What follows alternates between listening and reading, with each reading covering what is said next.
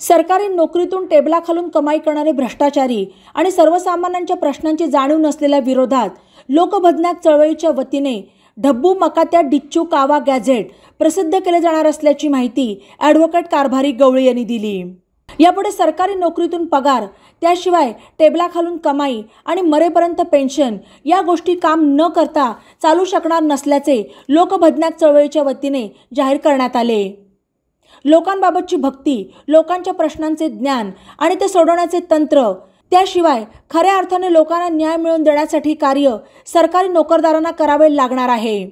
यासाठी जनतेच्या माध्यमातून दबाव तंत्र निर्माण केले जाणार असल्याचेही ॲडव्होकेट गवळी यांनी सांगितले।